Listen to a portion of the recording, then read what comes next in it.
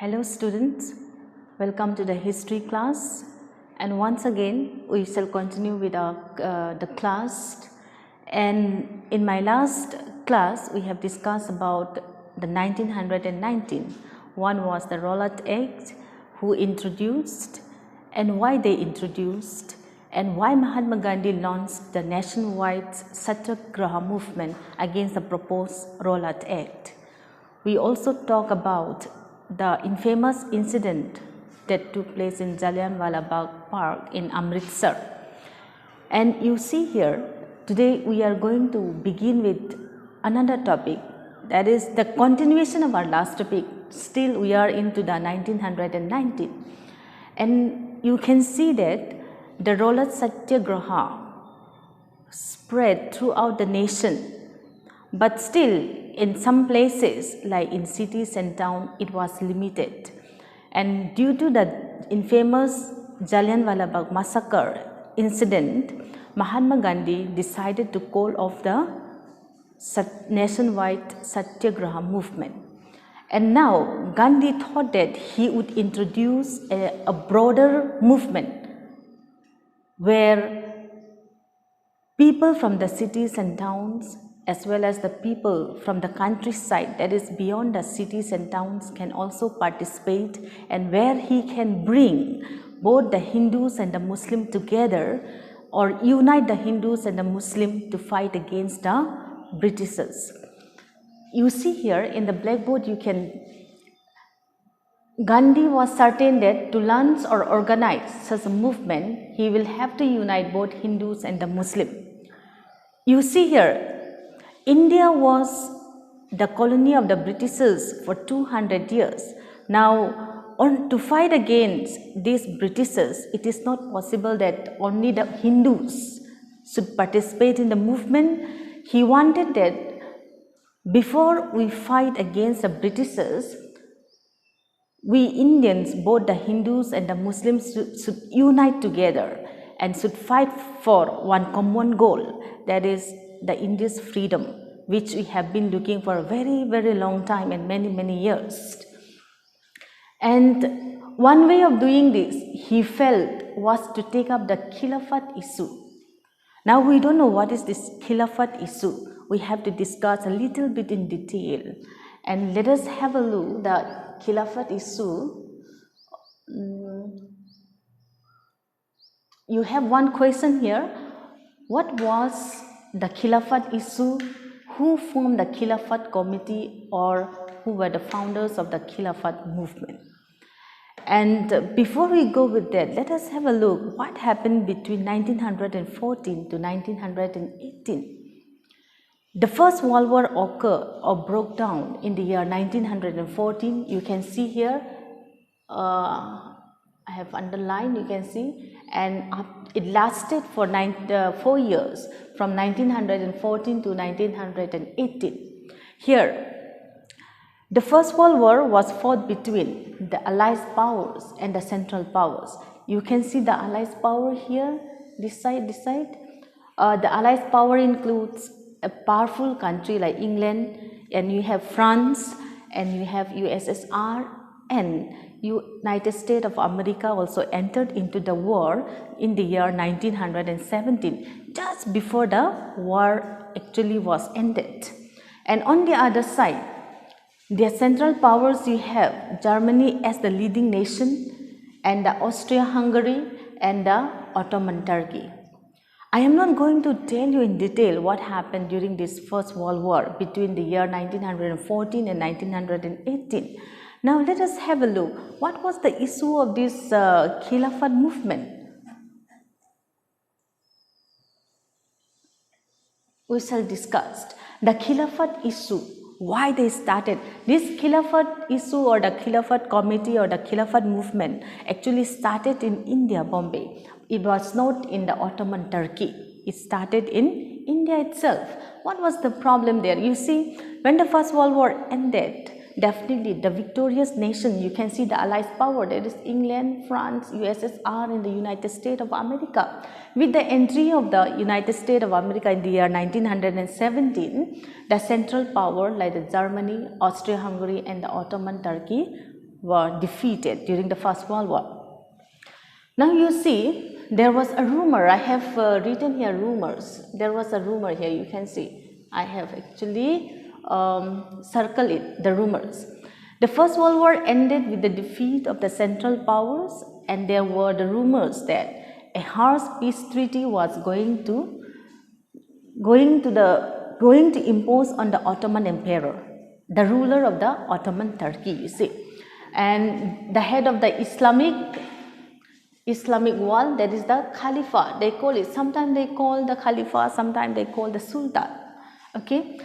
Now, the people, that is the Islamic community, they wanted to defend the Khalifa's temporal powers. That is, a Khilafat committee was formed in Bombay in the year 1919. Here, it's very, very important. Bombay in 1919. These people wanted that they should protect the power of their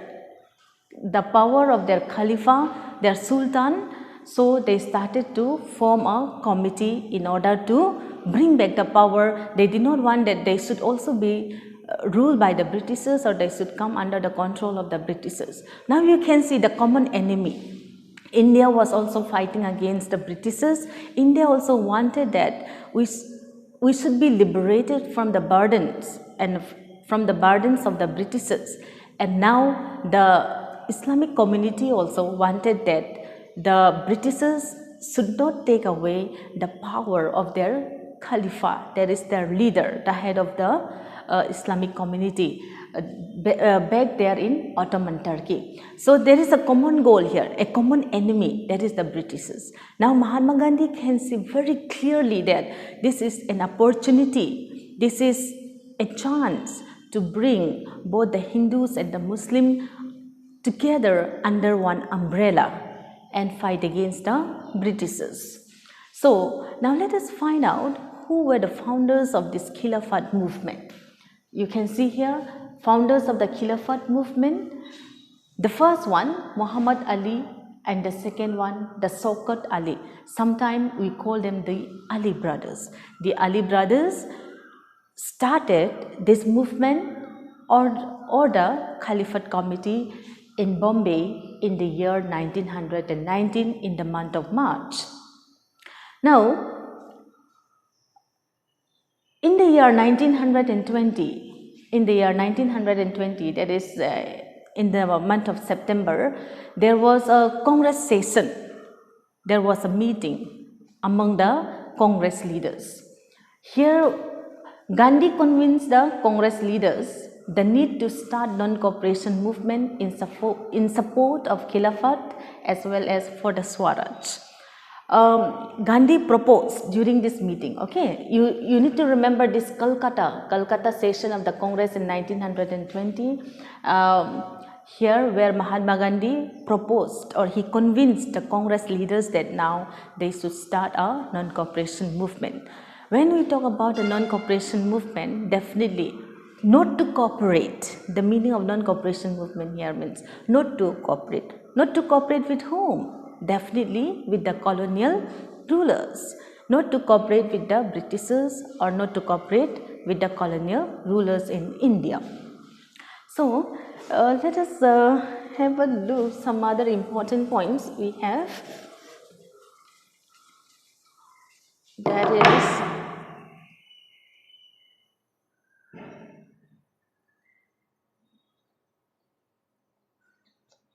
now, why non-cooperation movement?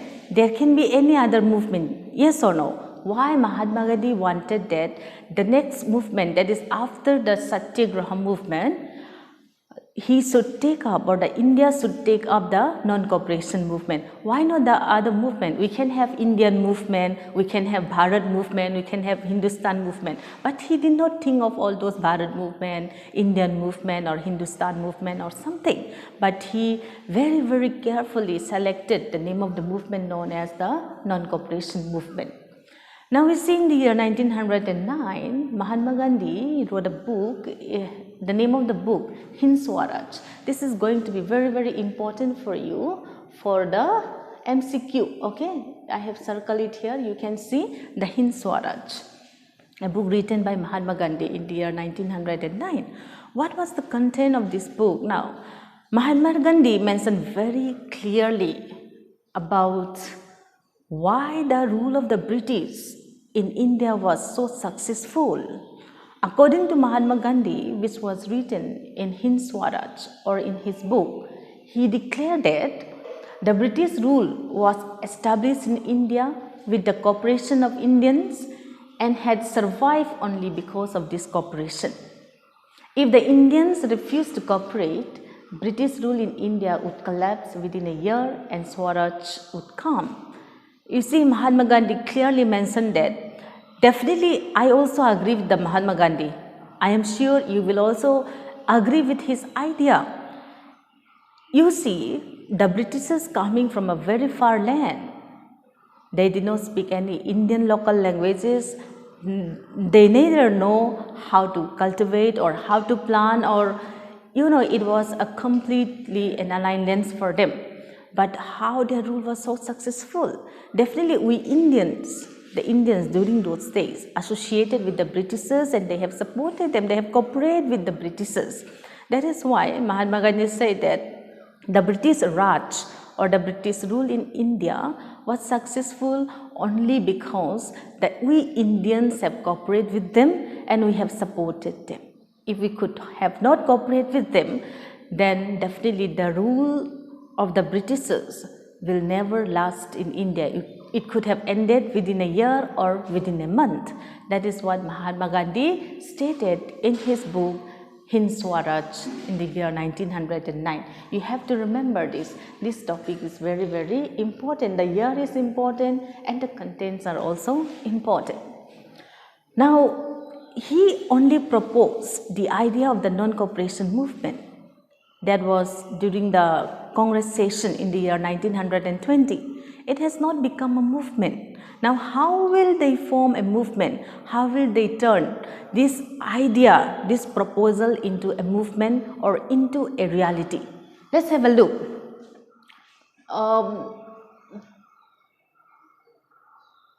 Now you can see, how could non-cooperation become a movement? You need to remember that 1920 Mahatma Gandhi only proposed and he convinced to the other Indian Congress leaders that they should take up a movement. But in reality, it has not turned into a movement. Now, in order to make non-cooperation movement into a reality or practically, Gandhi proposed that the movement should unfold in stages, and he proposed 3 important stages. Okay, these 3 important stages proposed by Mahatma Gandhi in order to turn non-cooperation movement in a reality is very, very important for you. And the first one, how will they not cooperate with the British? Now you see, Mahatma Gandhi said the surrender of titles that the government awarded, that means all the titles that colonial government have awarded to the Indians, they should surrender it.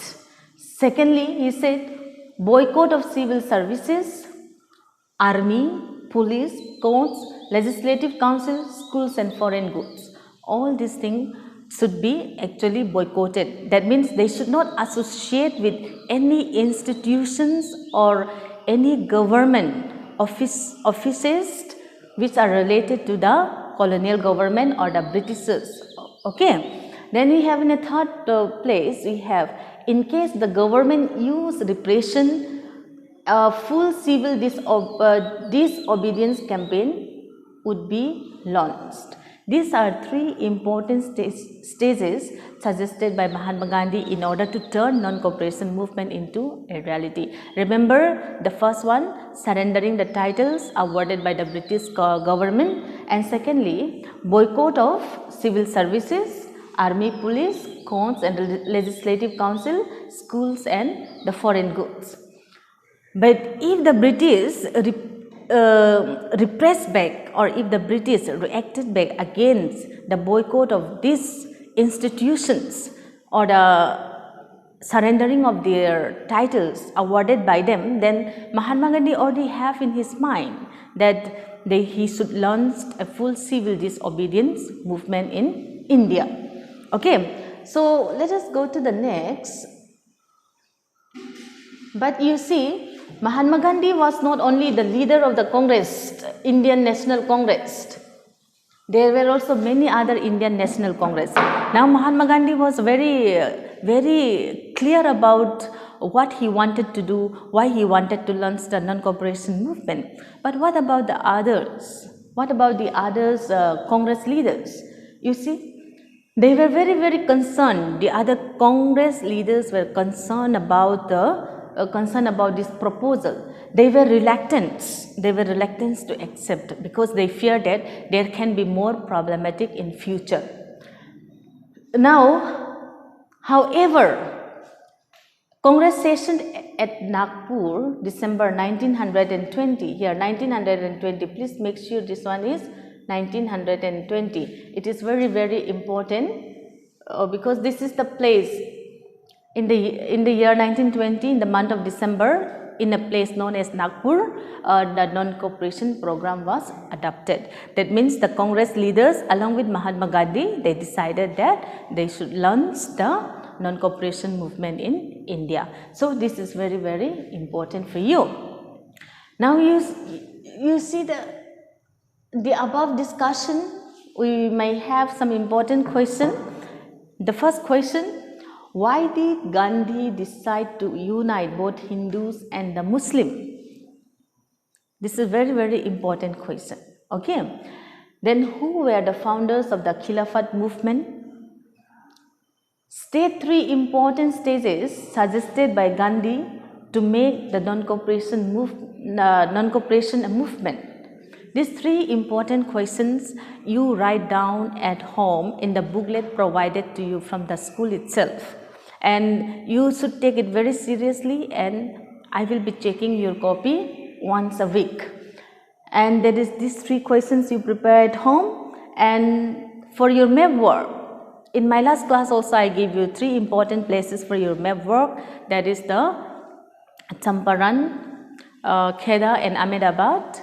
Those places for the places where Mahatma Gandhi first started or implemented his Satyagraha movement or non-violence in India. And now for this topic you have another three important questions. Two are for 1 mark and the other is for 3 marks. And for your map, you prepare the Congress session in September 1920. Okay, which place? The answer is already here. One is in Calcutta. That is where Mahatma Gandhi convinced or proposed the non-cooperation movement, and Congress session in December 1920, Nagpur, where the Mahatma Gandhi and the other Congress leaders finally adopted the non-cooperation movement. These two places are very important for your map work. So kindly locate at home in your booklet. Okay, so we'll go to the next topic.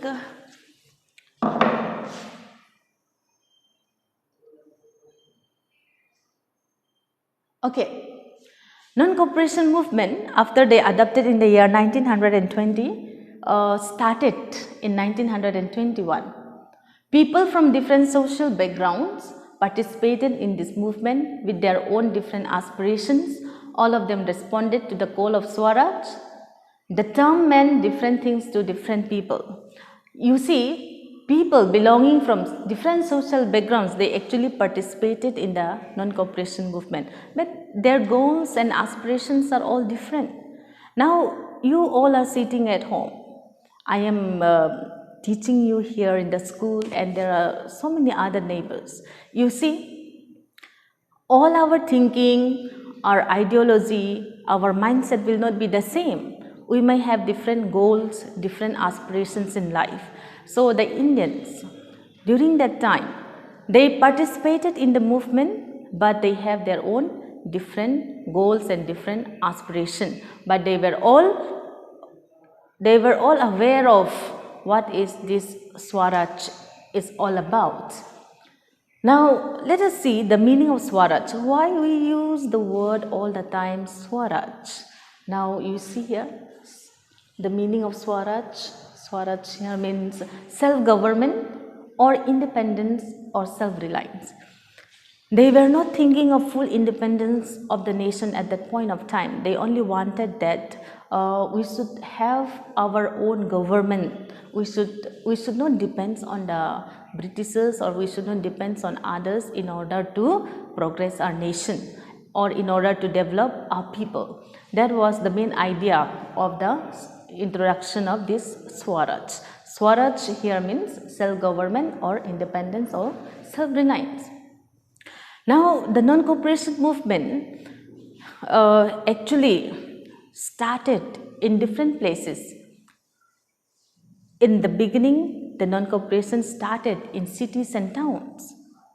First, we will discuss how non-cooperation movement started in the cities and towns, and who were the main participants and why they participated, and why non-cooperation movement was not lasting very long time in cities and towns. Now, the movement in the towns, you can see here the movement in the towns. This topic is very important because you will have for 5 marks. Okay, this topic will carry for 5 marks. You see, the movement started with the middle class participation in the cities. Definitely, when we talk about the towns, when we talk about the cities, definitely we will talk about the middle class people. Those are having job people, self-dependent people. Okay, they participated first in the towns. So you need to remember this middle class. The movement in the town was first participated by the middle class. Who were the main participants here and how did they participate in the movement? Let us just find out the main participant in the non-cooperation movement in cities and towns. The first participant, you have the students. Okay, how the student participated in the movement now? The students left government controlled schools and colleges.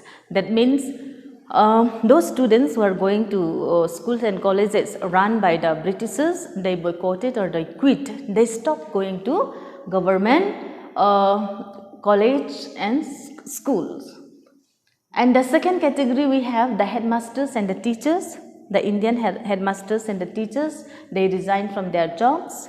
And the third category, you have the lawyers, they gave up their legal practices. And the fourth category, you have boycott of election. Okay, that is the council election were boycotted in the provinces like Madras. Okay, but even though students, teachers, the headmasters and the lawyers, they give up their association with the British run institution, but there were some parties, you can see, like parties like Justice Party, the party of the non-Brahmins, felt that entering the council was one way of gaining some power, something that usually Brahmins had to access to it. Okay, so let us see the effect of non-cooperation on the economic front. Non-cooperation movement affected very badly on the economic front. Here what I mean to say is, when the Indian stopped cooperating with the Britishers, like students, like lawyers, and also boycott of the foreign goods, what happened here in the economic front? You see here, before we go with that, let us see the meaning of boycott. Boycott here means withdrawal. Withdrawal, example like refuse to buy or handle. Example like goods, Goods. Please note that it is not good, it is a goods. Okay, good is a quality of a person, goods here means materials. As a punishment or protest, that is the meaning of the boycott. Now you have another word, picket.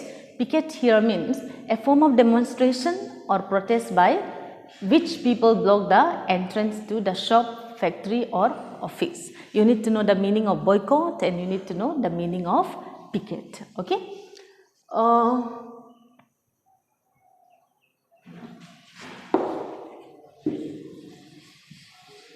You see here, on the economic front, what they did? Foreign goods were boycotted.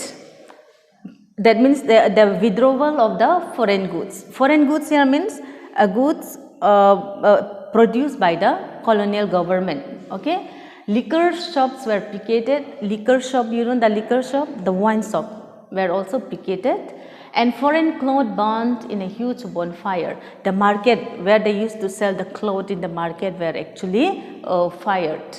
Merchants and traders refused to trade in foreign goods or finance foreign cloth. All the merchants and traders, the businessmen who are dealing with the trade, they also refused to trade with the foreign goods, or they refused to finance the foreign trade. And people began discarding imported clothes and started to wear only Indian ones, that is production of Indian textile mills and handlooms. The khadi, we call it the khadi. Now the Indians also, they stopped wearing the foreign goods, particularly the clothes, and they started to wear the production of the Indian itself. We have textile mills and the handloom. They started to wear a khadi. Now you see what the effect of the non-cooperation movement in cities and towns. You see the result here. Between 1920 and 1922, the import of foreign cloth dropped from rupees 102 crore to rupees 57 crore. A huge loss for the Britishers. Okay, import of foreign cloth here means they used to bring foreign cloth from the England and they used to sell here in India. We call that import, bringing goods from outside to India. That was dropped down between 1921 to 20. Within a year, they have lost, you see, from 102 crore to 57 crore. Now, I am sure you already know how non-cooperation movement began in the towns and who were the main participants and how it affected in the economic front. And now another next topic, we will talk about why did non-cooperation movement in the cities gradually slow down. It is for 3 marks. This is very, very important again for you. Why did non-cooperation movement in the cities gradually slow down? That means it was not lasting. Okay, it was only for some time. People were participating only for some time. Now let us find out the reason. The first one is khadi. Khadi cloth was more expensive than mass-produced milk cloth and the poor could not afford to buy it. Our Indians were not having money. They couldn't afford to purchase this khadi cloth.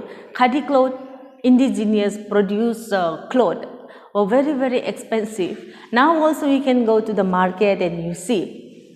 If you compare to buy one of machine-made cloth, maybe a shirt, or you buy one dokna, you will find the difference, a huge differences. Dokna you will not get below 500 rupees or 1000 rupees or 1500 to above, but if you go to the market, you can buy this machine-made clothes are very, very cheap. So now what happened? The Indians could not afford to buy the khadi cloth all the time, then definitely they have to return back and they have to buy again the cloth produced by the machine or produced by the Britishers here.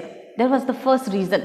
Secondly, the boycott of British institution posed a problem as there was no alternative Indian institution which could replace the British institution. You see here, we did not have, at that point of time, we did not have any Indian runs institution like schools and colleges. It was all managed and runs by the Britishers or the colonial government. So where will these students go now? Where will the school students go? Where will the college students go to study now? Definitely they have to return back to the British or colonial government runs institutions like schools and the colleges, because we did not have any alternative Indian institution at that point of time. Very, very important, this one, alternative Indian institutions. So students and teachers began to join back the government run schools and lawyers joined back work in government courts. Definitely it is very, very clear, yes or no. Suppose you are a lawyer and suddenly you have to go and work in the field and plow the field with buffalo or with an ox. Definitely you will not love to go and do. So that was the problem what happened in the cities and town. Those who used to work in the colonial government offices and those who were associated by the colonial government runs institution, they returned back because we did not have any alternative Indian institution to replace the colonial government institutions. Okay, is it okay till here? So we will go to the next now. Almost done, okay. Now, non-cooperation movement we have started in towns and cities. Now, we will go to the countryside. Countryside here means beyond the towns and cities, that is outskirts of the cities and towns. We have two types of participants here, the participants of in the non-cooperation movement. The first one we have the peasants and the second one tribal peasants. Here you can write the tribal peasants. We have the tribal peasants, okay. And the states we have, one is in the Uttar Pradesh in the place known as Awadh, and another one we have Andhra Pradesh in Gudem Hills. Definitely the peasants here from Awadh in Uttar Pradesh and the tribal peasants from the Gudem Hills in Andhra Pradesh. Both these are the two main participants in the countryside or outskirts of the cities and towns.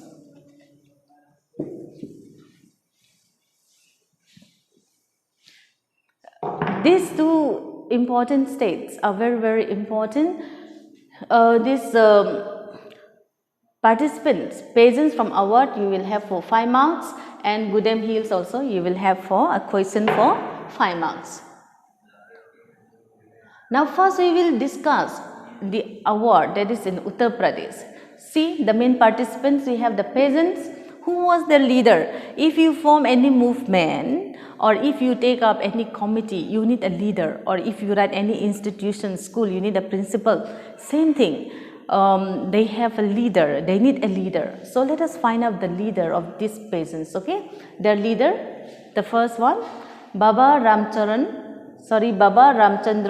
a sannyasi, an indentured labor returned from Fiji, okay. He was the leader. Baba Ramchandra was the leader of the non-cooperation movement in the countryside known as Awadh in Uttar Pradesh. The movement was against whom? Why they started this movement? Why they started non-cooperation movement in this particular place? Let us find out the reason. Now, the movement was against whom? The movement was not directly against the Britishers here. They did not participate in the non-cooperation movement to protest against the Britishers here. In the villages, definitely the talukdars and the landlords who were directly associated with the Britishers. You should know the talukdars, the landlords were directly associated with the Britishers, but they lived in the villages. So the Britishers would not go directly to the villages and talk to the peasants. No, it is nothing like that. They have their associate like talukdars and the landlords. What was the problem there? Why they protested against the talukdars and the landlords? See, the problem lies there. The talukdars and the landlords demanded from peasants high rents and variety of other cases. Rents, you know rents, their house rents, the tax from their land, and many rents they have to pay to the talukdars and the landlords here. Secondly, beggar. I'm not talking about the people who beg the money or the people who beg the food. Beggar was a term used for a labor in the villages where they were forced to contribute without any payment.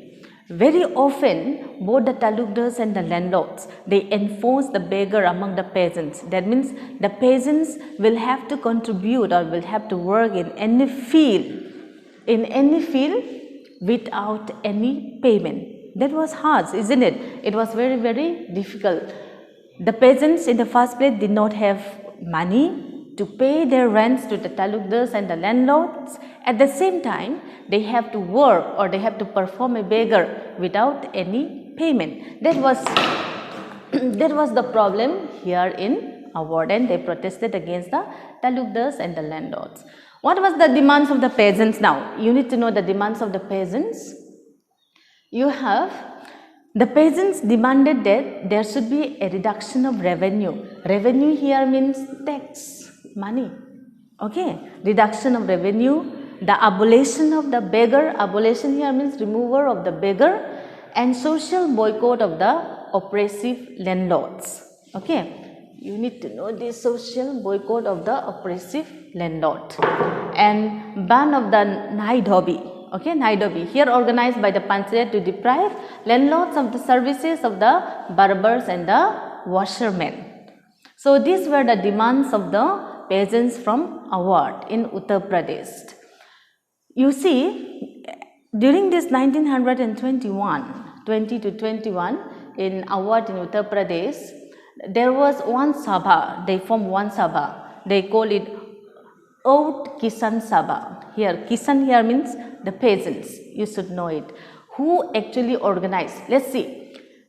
Oud Kisan Sabha was set up by Jawaharlal Nehru in October 1920.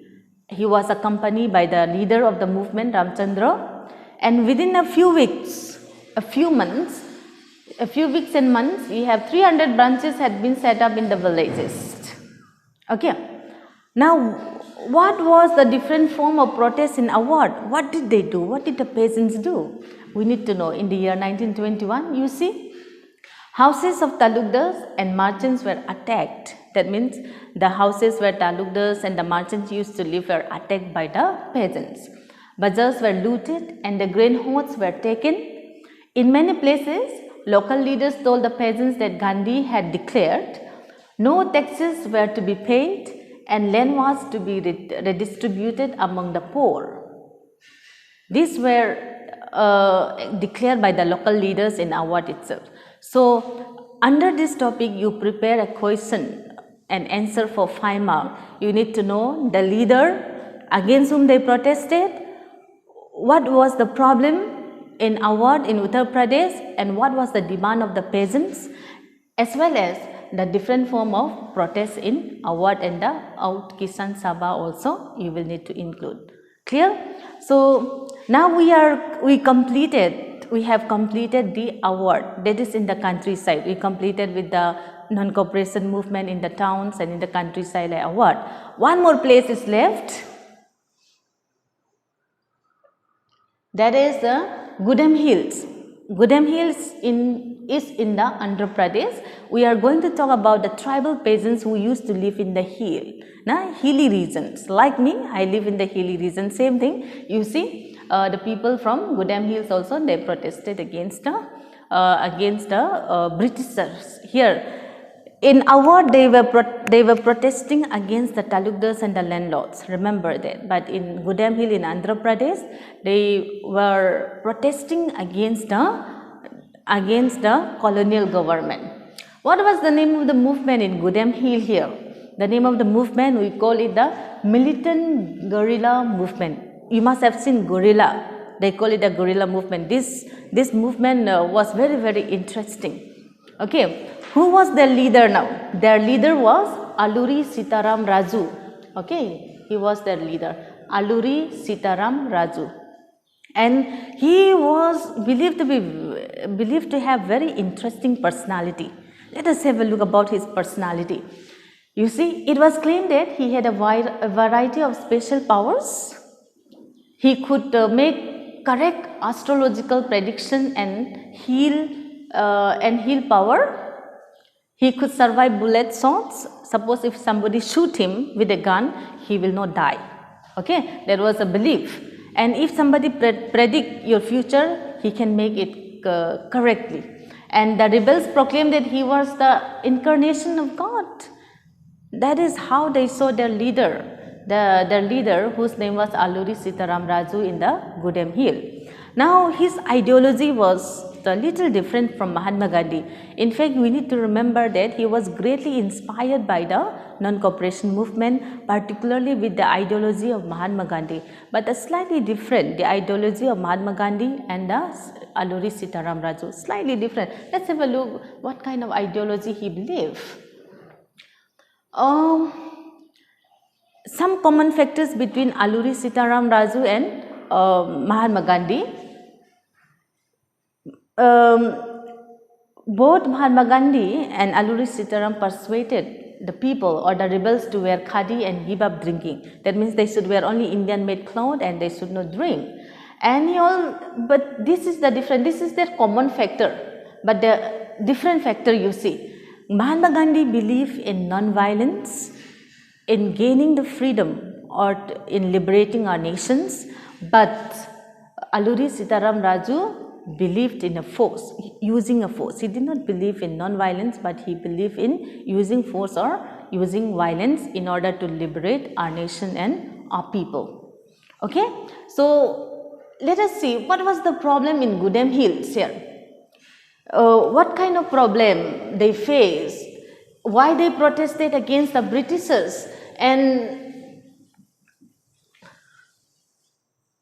you see here, the colonial government had closed large forest areas, preventing people from entering the forest to graze their cattle. You can see here in the blackboard. That means they have introduced a forest policy in the Gudem Hill. You see here where the people, the tribal peasants were not allowed to enter into the forest, which was their home for many, many years. They have been staying there, their land, their everything. But now the Britishers, the colonial government wanted that these people should not venture into the forest and they should not graze their cattle, and they were also not allowed to collect field wood as well as fruits for eating. So that was very harsh for them. Then you see, they also felt that their traditional rights were also being denied.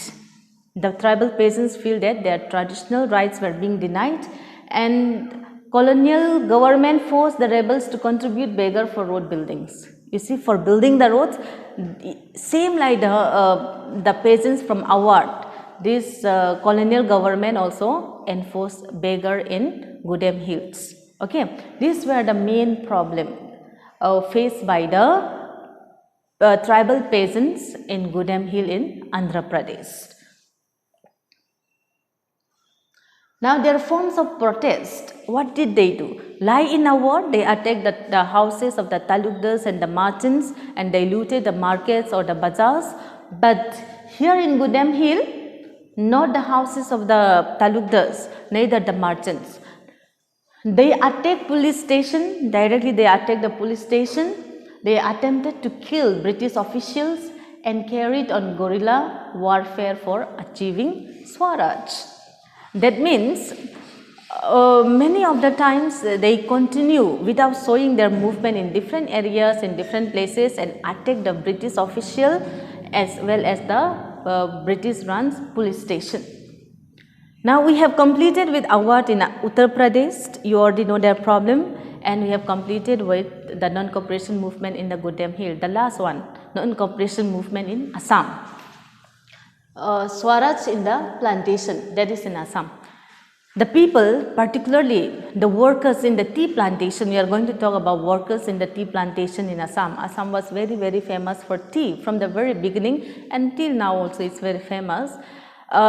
Many laborers from outside like Bihar, Orissa, Jharkhand, from all those places before they used to bring laborers to work in the tea plantation in Assam.